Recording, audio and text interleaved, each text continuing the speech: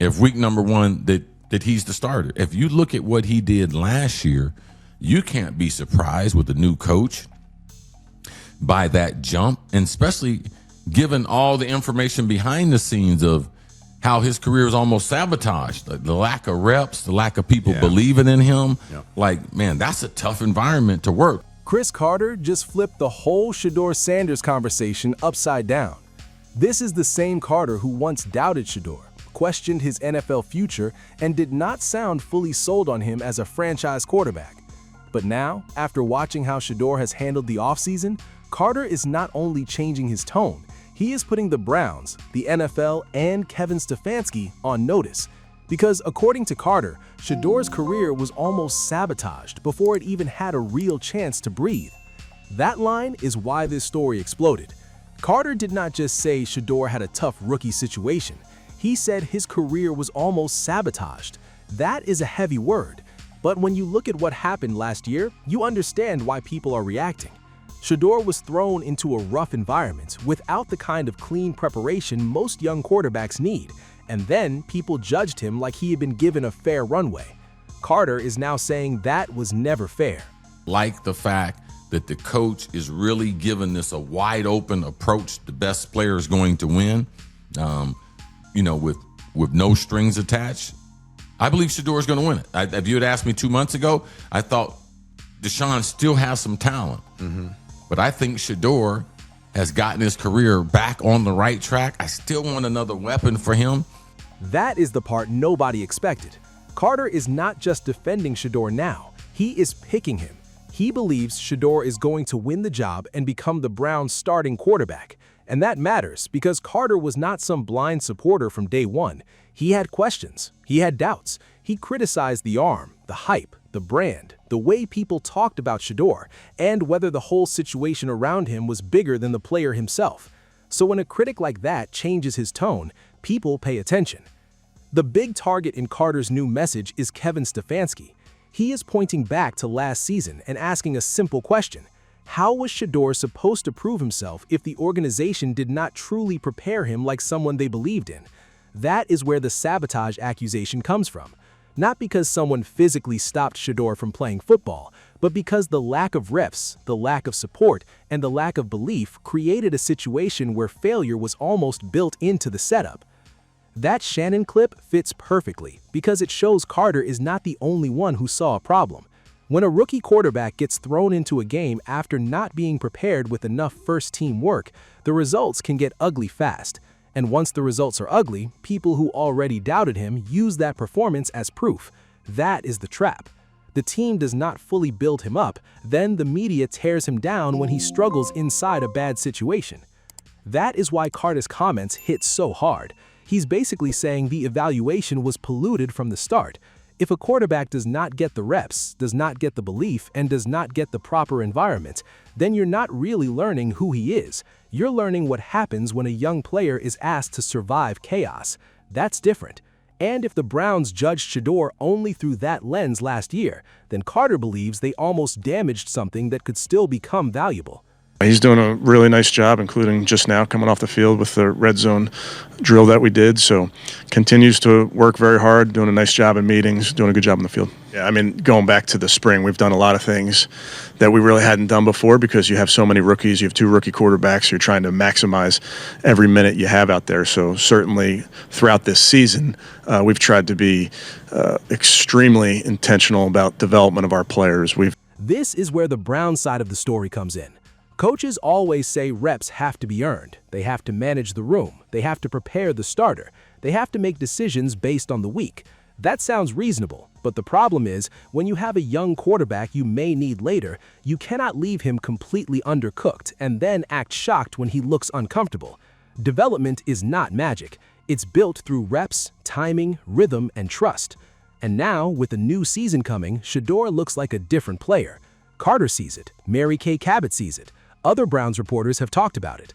The conversation is not about hype anymore, it's about improvement.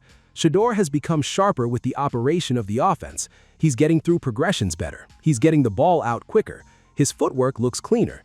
That's exactly the kind of growth people wanted to see. Here's what I think is happening. I think Shedeur has come on so strong in the last few weeks that it's making them think, maybe we should see what he can do in training camp before we decide that perhaps Deshaun Watson might be QB1 on the depth chart. I think he's just worked so hard and done such a nice job. Mary Kay's report gives Carter's argument more weight. If Shedeur was really just a product of hype, the practice reports would not be shifting, but they are. The same player people said was not ready is now forcing the Browns to keep the competition open. And once a young quarterback starts making that kind of jump, it becomes fair to ask whether the previous staff mishandled him. That doesn't mean Shedeur was perfect last year. He wasn't. There were bad throws, there were late decisions, there were moments where the game looked too fast. But that's normal for young quarterbacks, especially ones dropped into bad circumstances.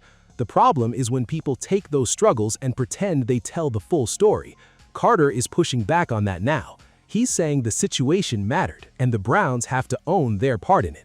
Well, I didn't think it was a great day on the part of either of the two quarterbacks.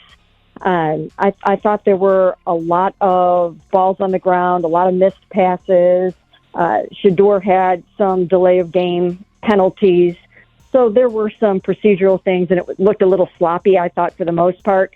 That deep ball is important for the edit because it gives the audience a visual payoff. Carter can talk, reporters can analyze, but fans need to see the evidence. Shedeur making big throws in practice, taking command and showing confidence is what turns the conversation from opinion into something real. That is how a quarterback starts changing minds, not with speeches, with throws. And Carter's own turnaround proves it. He did not wake up one day and decide to defend Shedeur for attention. He watched the offseason. He saw how Shedeur carried himself. He saw the way the competition was developing, and now he believes the best player is going to win with no strings attached. That phrase matters. No strings attached. No draft politics, no old reputation, no contract pressure, just who gives the Browns the best chance to move forward. Well, I wish Cleveland had another receiver, but that's not what we're talking about.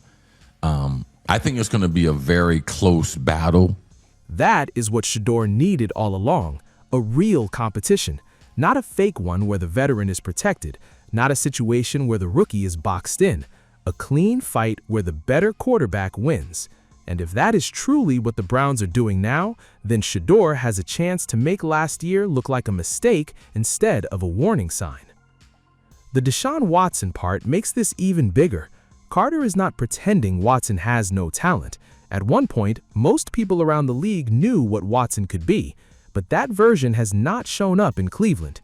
And if the Browns keep waiting for an old version of Watson to reappear while Shedeur is improving right in front of them, then the franchise risks making the same mistake twice.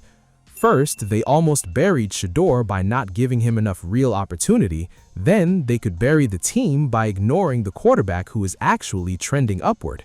It is a competition. There's only 100%. One guy that's going to play. They're not going to do a two-quarterback offense in Cleveland. One guy plays. One guy wins the job. And I said yesterday that I think that Shedeur Sanders fell behind early, and my own speculation is that Todd Monken had a heart-to-heart with him about what he needs to do. And he's doing it, and he's gaining ground. And he's got a chance now. It looked early on like it was going to be Watson. I think Shedeur has a chance now. That is why Carter's message feels like a warning. The NFL needs to notice what is happening. The Browns need to notice what is happening. And the media people who already decided Shedeur was not good enough need to update their takes, because this is not the same conversation anymore. Shedeur is not just surviving, he is climbing. The irony is that Carter's criticism may actually help Shedeur's case. By calling out the lack of reps and the lack of belief from last year, he is forcing people to evaluate the full picture, not just the bad moments, not just the stat line, not just the noise around his name.